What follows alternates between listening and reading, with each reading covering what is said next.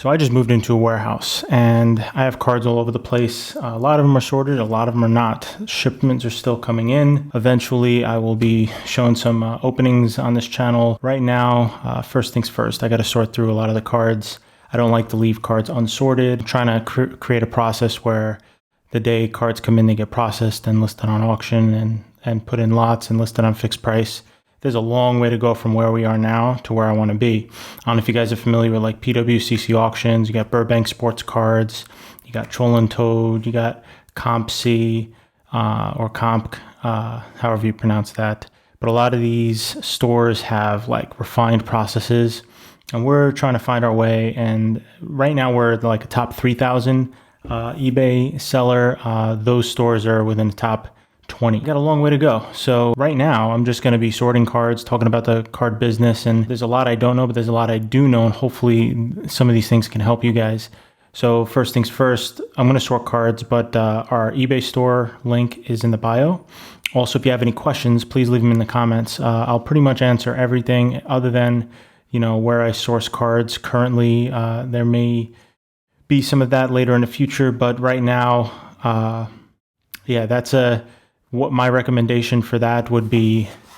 Learn, go to Bulbapedia and literally start looking up every single card, every single promo, familiarize yourself, start buying collections, start trying to just break even on collections just to learn. Start buying cards on auction and trying listing them fixed price. And there's so many inefficiencies in the market. And then what you think is an inefficiency really isn't. It's just someone's willing to wait longer than others. Yeah, no problem, man. Thank you. Appreciate it. How's it going? You too.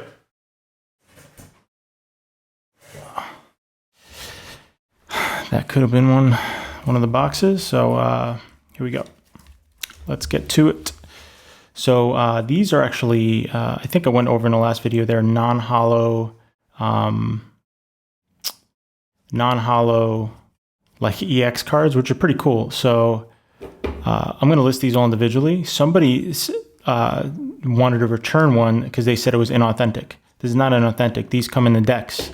So those and these are all pretty much mint. Any bent cards or creased cards I actually take pictures of. Everything else I scan. So I'm not going to take out cards out of the sleeves that aren't going to go on auction right now because kind of time suck. So I'm just going to put them to the side. Eventually, what I'd love is every single card listed at $1.99 on eBay. That protects us from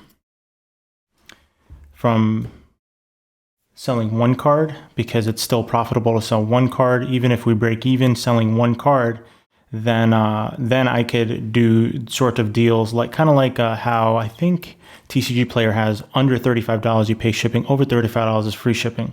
And then within TCG Player, there's a lot of stores that offer free shipping even just for one card, but it starts at 99 cents. But if you bought over $35, now you can get those cards for 35 cents. So that's kind of the thing. You have to think about that. And the only way to get that kind of volume is having refined systems and listing thousands and thousands and thousands of cards.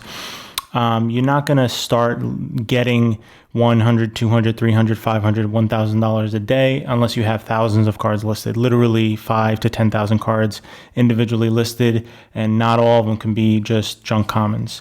If junk commons, you need a lot more than that, and even then.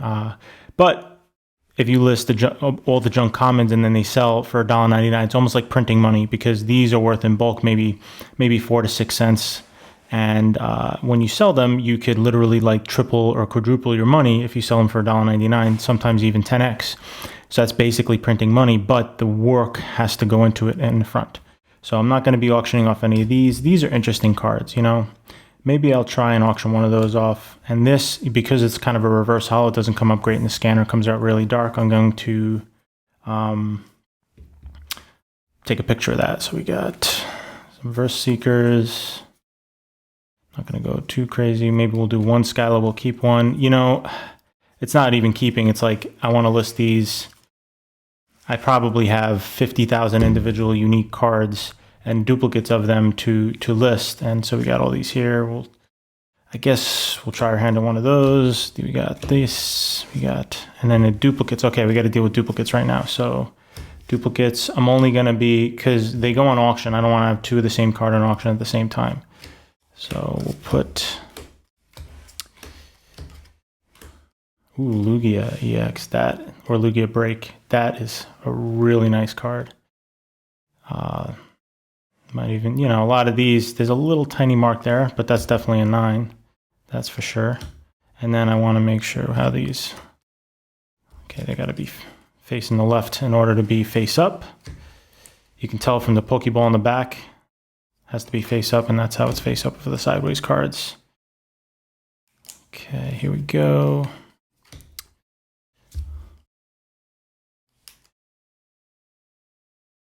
Got some Xerneas Break. Got some Shaman. Okay, so even the non-holo, uncommon Japanese cards, sometimes they're only going to sell for 99 cents.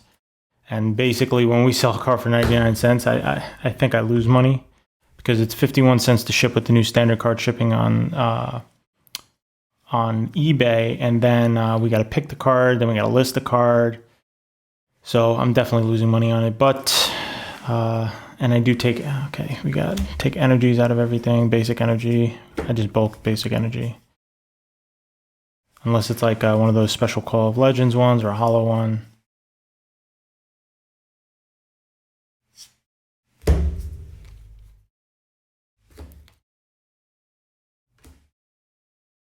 Okay. That looks cool, man. And cool looking cards. I'm just like, let me try auctioning them. Most likely, I'm interested in seeing what that would sell for, but I'm just going to keep those for a fixed price. Only certain cards will sell fixed price, guys. Yeah, okay, we'll do auction.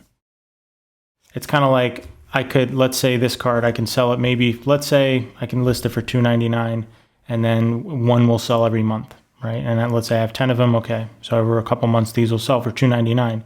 Or I can list that on auction and lose money at 99 cents potentially. Or potentially you can go up to like $3.25 or something and make $1 or $2. So those, it gets tricky. So, and I don't recommend auction for a lot of cards. I don't recommend auction if you want to get the most for your cards. I do recommend auction if you want good cash flow, and because a lot of cards you're going to get the same, if not more, for these. Like these are going to sell. Some people, they look at auctions and that's all they look at. And that's perfectly fine because a lot of times you get the deals, but sometimes they sell for the same amount. Sometimes they sell for a little bit more. You just don't realize it. I think we already have one of these, but I think it's the non-holo one. Yeah, it's the non-holo one. Then we got the holo one, which is basically, it's a different set, same artwork. Non-holos again. Definitely cool looking cards for sure. Let's go through these here. So this is like going to be our bulk pile that we're going to list fixed price later. This goes into our energy box. This goes into, these are all auctions listed individually, scanned, pictured, and then this is our duplicates folder. So I'm basically going to, like this I have here with 7/8. I'm going to open this up at on or after that date because those auctions for these cards have ended and now I can list these again. So, and then there's a lot of duplicates in here and then I just pass them along to the next date. I'm trying to avoid listing the same cards on auctions. So that's a cool looking card. Okay, so a lot of these have creases. A lot of these are returns for one reason or another. Some of these are pretty bad creases, but still gonna go ahead and list them. You got Misty's, Tears, the banned card. We got a Tyranitar. Has some writing on it and a crease there. Again, I just start these all 99 cents, and this might only sell for $2, but near mint might sell for 15. It is what it is. I mean, when you buy collections, sometimes you don't notice that crazy crease in the corner or they hide it, and you just got to live with it, If you return too much, especially if you're a business, they're going to close your account. You can't return too much. you can take advantage of the return system on pretty much any platform. They're going to flag you eventually. I mean, there's a first edition Shadowless, but it's literally like ripped over here. I don't see it going for more than a few dollars. Okay. So I have a lot. I'm not going to sit here for 3 hours and make a video for you guys, but you guys can hang out for a little while. Let's see what we got. Let's see what we got going. I don't want to bore you guys too much. Maybe after this stack here, I'll get into some nice cards. Let's see if I can grab some nice cards that are like different genres or something. So what do we got? Some of this artwork is the same and some is different. Maybe not for the main sets, but a lot of the promos. I mean, you're looking at, did I just put that same one in there? Pardon my short-term memory loss. Sometimes I am, when I talk, even when I talk and drive, I like pass the exit. I don't know if anybody else has that experience, but I do for sure. I know I had this card twice, so I'm going to put that to the side. As a duplicate. Okay, let's see. We got another box here. Let's see if there's... Okay, yeah, there looks like some cool cards in here, possibly. Okay. Come on. Okay. All right. Okay, now this, it looks like just a normal common Eevee, but this is a Meiji Promo. And so this is a unique artwork and very, very cool. Has a little crease in the corner there. Not a crease, maybe like a little bend, water damage. It's not that bad. Like you can't even tell what it's in the sleeve. Same thing here, there's a Meiji Promo. Definitely a very, very cool card, Donphin. I think Donphin. Sometimes I gotta second guess myself. I'm not going to be taking every card out of the sleeve. It's just, again, kind of a waste of time right now. We'll do that at a later time. These are cool. We'll definitely do that.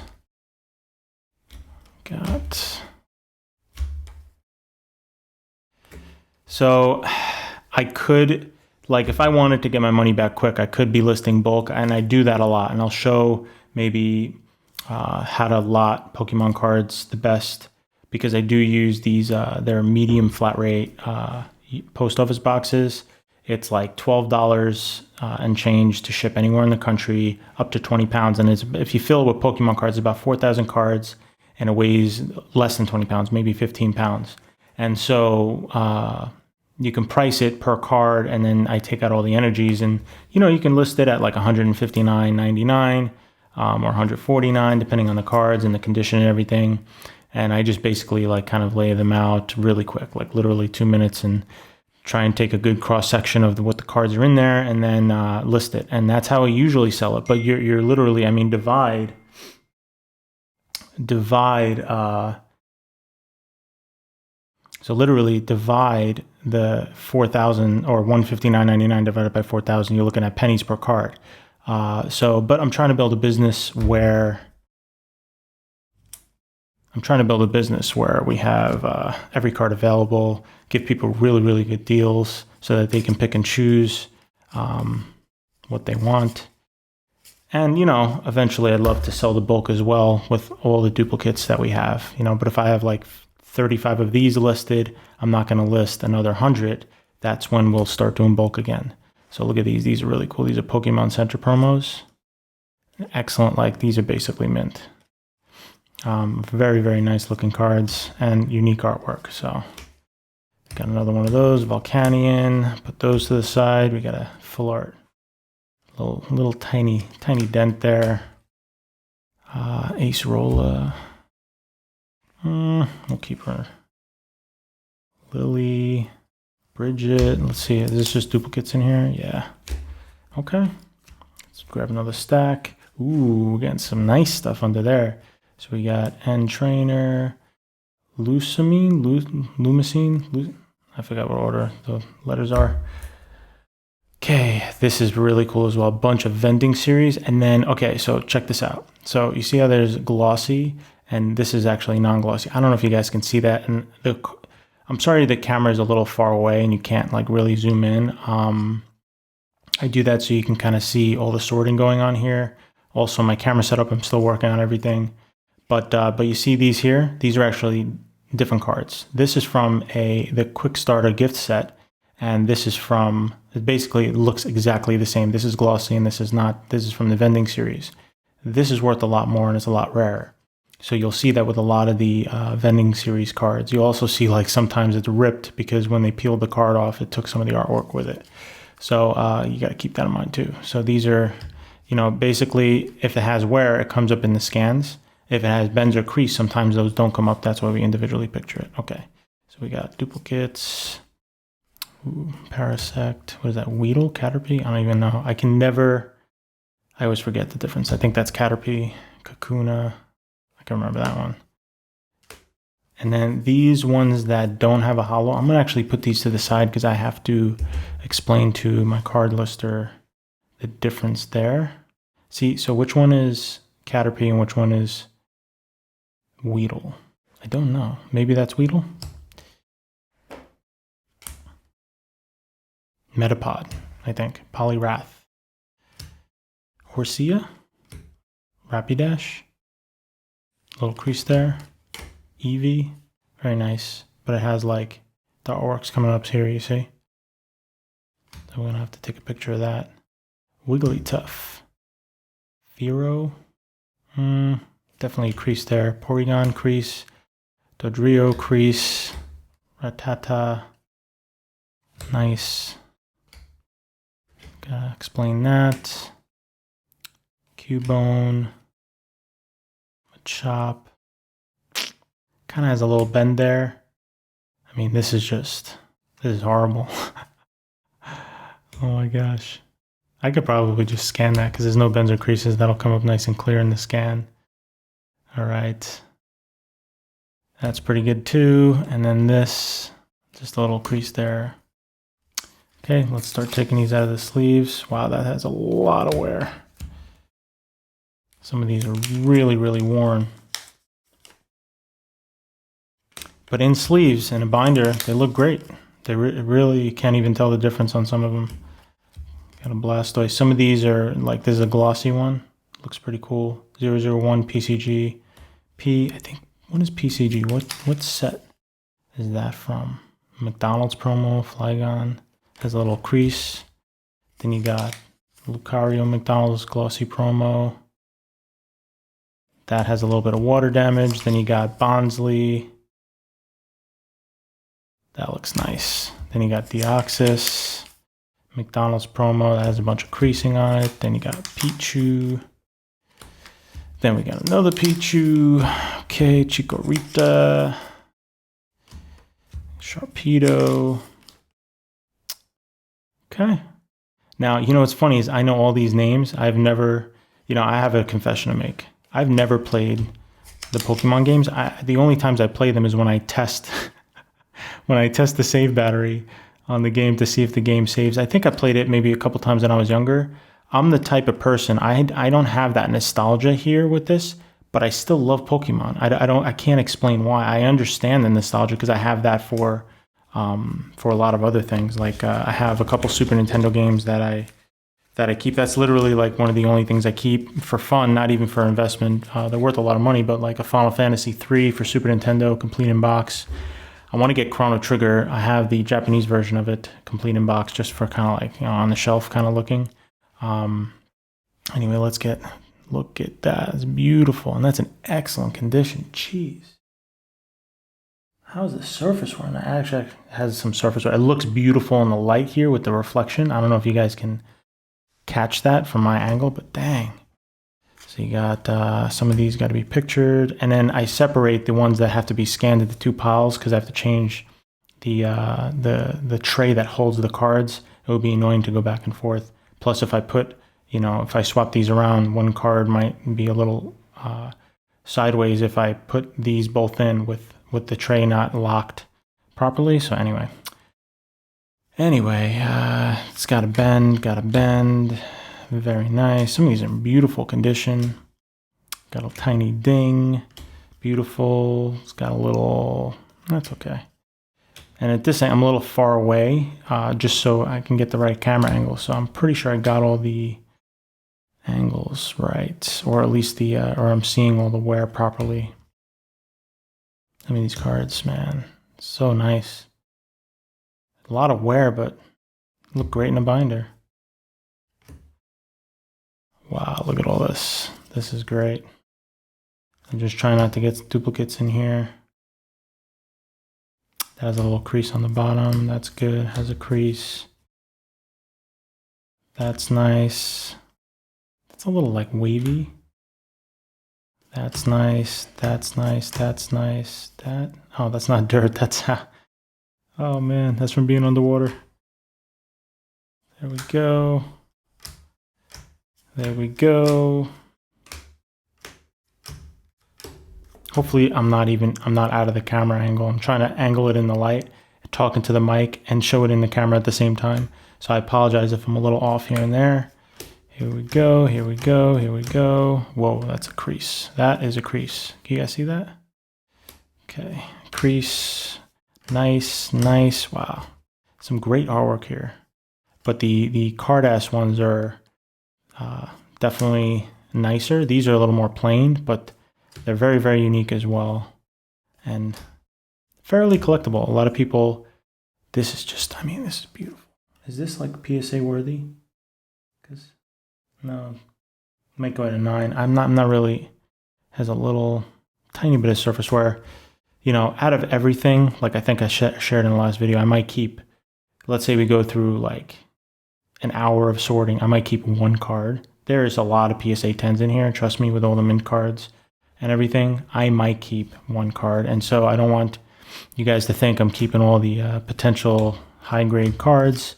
That's not how I roll. I want to pass that along to you guys, but I do here and there keep a couple.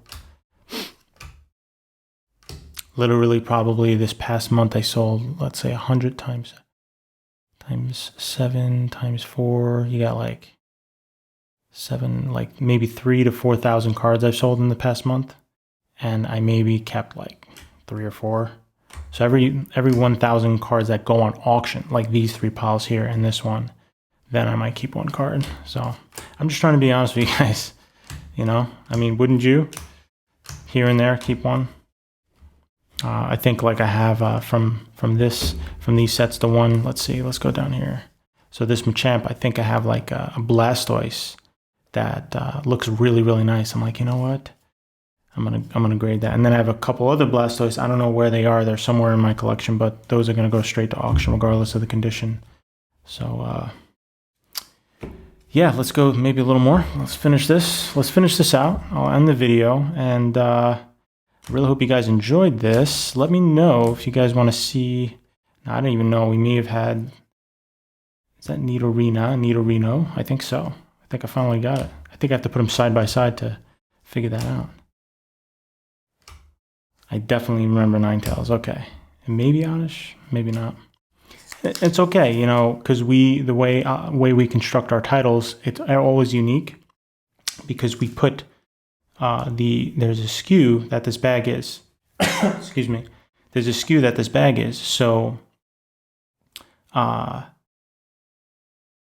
let's say this card is in here. Unless there's 2 in that same bag, there's only going to be 1 card for 1 skew. And then as far as titles are concerned, we put the skew name at the end of each title. So one, it could be Oddish B78, and the next Oddish could be the same Oddish. It might look exactly the same, but those are scans of different cards, different conditions, and it might say B79, right? So we're not going to like get them mixed up or whatever. So that's definitely a good tip. Plus, I think I shared in another video why we do that, and that, you know, we don't have to sort cards when they come in. Like when they come in, I'm only doing this is the most minimal sorting I've ever done. I actually used to do just 1 pile, but I've gotten a lot of complaints where bends and creases weren't being shown in the scans, because we don't grade cards like, okay, this is played, right? You can tell that this is played from the scans. And as long as I just pre-screen it for bends or creases, we're perfectly good. And I think that is the most fair way to sell a card, because everybody has a different interpretation of what played is. And So I let people decide for themselves. I make sure there's no damage and then I scan it. So that definitely has a bend. Seviper, I think. If I pronounce these Pokemon names wrong, forgive me. I am trying to get my son into Pokemon though. I definitely want him to at least have an interest in it because it's just cool, you know, and it'd be cool to, when he gets a little bit older, to share with him. So hopefully this was helpful, guys. Right now, this is that's about maybe 60 cards. So you got 60, you got 120, plus a little bit more. So 120, 140, 140, then you got another 50. So you're looking at like a little over 200 cards right here. So this is basically 200 auctions. So I don't know how long this video is so far, but I just went through, I sorted, we got some to save for later. I got a couple to explain. We got some energy and everything's sorted out, ready to go. I'm going to put these in another bag like this, put the date, and then we're going to go from there. I will eventually make videos on like how I scan cards, how we list them, how we auction them, when we auction them, how long we auction them for, how we ship them, how we package them, how we deal with customer service, maybe I'll do a little bit on how we buy collections and what we look for. A lot of it's online. I don't really have a social media presence. That's kind of what this is for. I do want to build that up so collections come to us instead of me having to go out and look for them. But at the same time, if you get really good at parting things out, you can at least make a meager living. Like you can, if you really know Pokemon, you have the equipment, then you could by yourself do $25,000 to $50,000 a year in profit. And then that could grow over time and you can build it into a larger business if you wanted to. But that's honestly like 8 hours a day and you would need a little bit of an investment. I would say maybe a few $1,000s, maybe $3,000 to $4,000 to get started and then let that snowball and roll. And then after a month, you can start taking money out of it for living expenses. But it's really just a knowledge game. You have to know all about Pokemon, all about the cards. Then you have to know all about a platform you're selling on, whether it's TCG Player or eBay or Amazon. You can sell Pokemon cards on Amazon. Yes, you can. Then there's all these other websites. You can have your own website. You can have a local store, which has its own like baggage that comes with it as far as expenses. So again, if you guys have any questions, leave them down. If you like this kind of stuff, I really would appreciate a subscribe. And if you guys are looking for cards like this, I don't know when these particularly are going to get listed, but we have 500 to 700 auctions ending every week. We have a lot of buy it now stuff. We have a lot of other Pokemon merchandise. Check out our eBay store below, and I'll see you guys next time. Thank you so much for watching. Peace out.